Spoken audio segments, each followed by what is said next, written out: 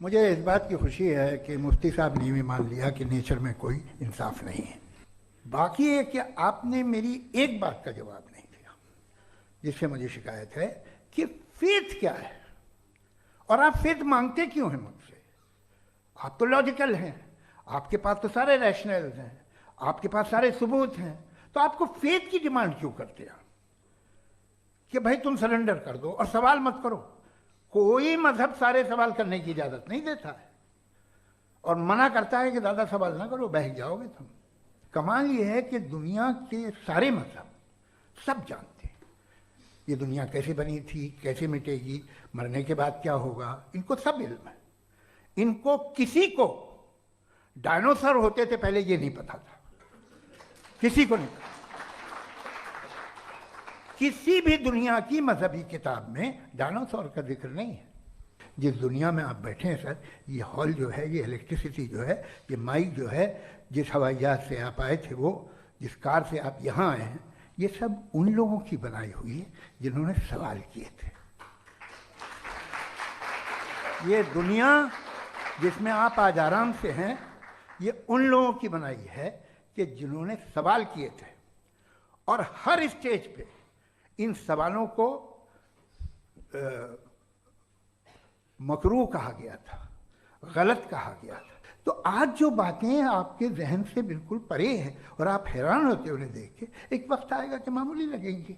और हुआ है, आपकी इंसानी तारीख ही है। इतनी जल्दी सारे फैसले आप मत कर लीजिए, थोड़ा ये ह्यूमिलिटी रखिए कि भाई ये हमें नहीं मालूम।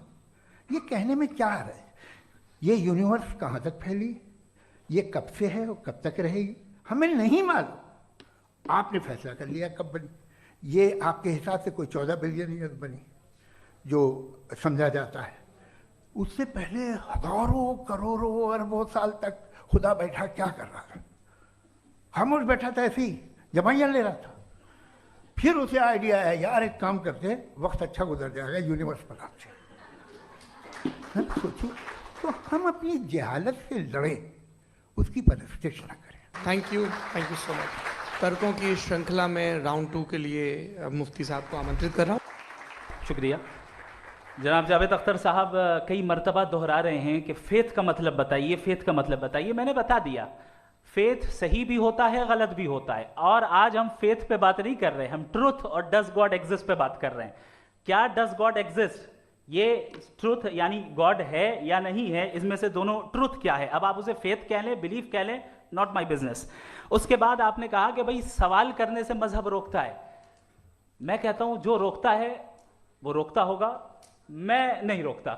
बल्कि सवाल करें, सवाल करना चाहिए। सवाल कर करके तो हम आगे बढ़ते हैं, तरक्की करते हैं, और इसीलिए मैं आज यहां पे आया हूं। लेकिन सवाल सिर्फ खुदा से नहीं होगा, आपसे भी होगा। सवाल एथिज्म से भी होगा, सवाल सिर्फ मजहब से नहीं होगा, सबसे होगा। और आज मैं सवाल करूंगा और उम्मीद है कि आप जवाब देंगे। अभी तक आपने वैसे कॉन्टिंजेंसी आर्गुमेंट का कोई जवाब नहीं दिया। चलें, आपने कहा यूनिवर्स के बारे में इटर्नल क्यों नहीं बोल देते।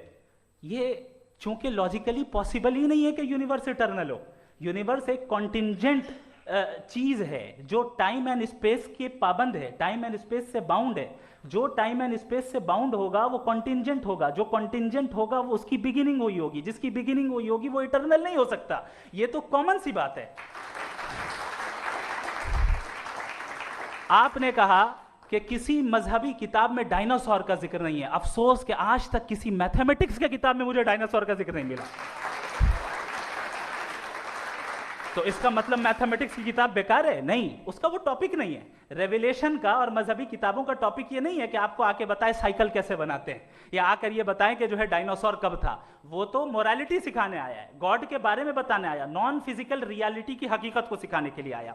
रिलीजियन साइंस को रोकता है? नहीं रोकता। अगर रोकता है तो गलत करता है। रिलीजियन साइंटिज्म को रोकता है, जिसमें हमारे जावेद साहब मुब्तला है। साइंस और साइंटिज्म में फर्क है।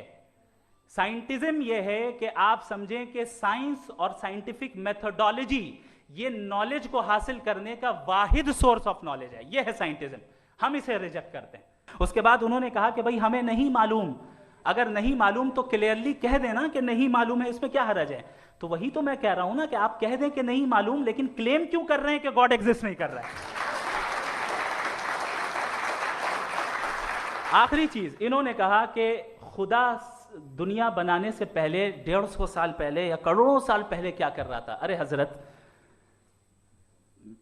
चलें, बहरहाल मैं जवाब दे देता हूं, आप हमारे रिस्पेक्टेड पर्सनैलिटी हैं, अगर आप नहीं होते तो मैं ऐसे एंटरटेन ही नहीं करता। टाइम, ये 100 साल पहले या 100 साल बाद, पहले बाद में अभी, ये वो अल्फाज हैं जिनका ताल्लुक टाइम से है। टाइम शुरू ही हुआ है यूनिवर्स की बिगिनिंग के बाद, तो उसके पहले खुदा क्या कर रहा था? सवाल इलॉजिकल है, ये फेलेसी है। यानी आप ये कह रहे हैं कि यूनिवर्स के बनने से पहले खुदा क्या कर रहा था? टाइम के बनने से पहले, पहले का ताल्लुक टाइम से, टाइम उस वक्त था ही नहीं, तो ये सवाल ही इनवैलिड है खुदा के ताल्लुक से।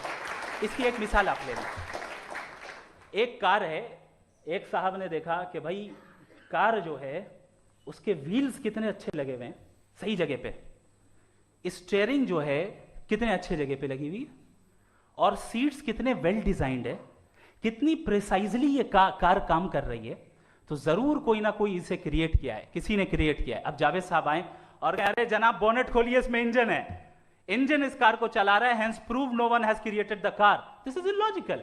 साइंस हमेशा फिजिकल वर्ल्ड की चीजों को ही फिल करती जाएगी और फिजिकल चीजों से ही करती जाएगी, चूंकि एम्पेरिकल एविडेंस का ताल्लुक फिजिकल वर्ल्ड से है। आप साइंस के जरिए मेटाफिजिकल रियलिटी को कभी साबित नहीं कर सकते, ये रॉन्ग टूल का इस्तेमाल करना है। ये वही काम है कि आप मेटल डिटेक्टर से प्लास्टिक डिटेक्टर करने चलें, जो कि जाहिर है सही नहीं है। थैंक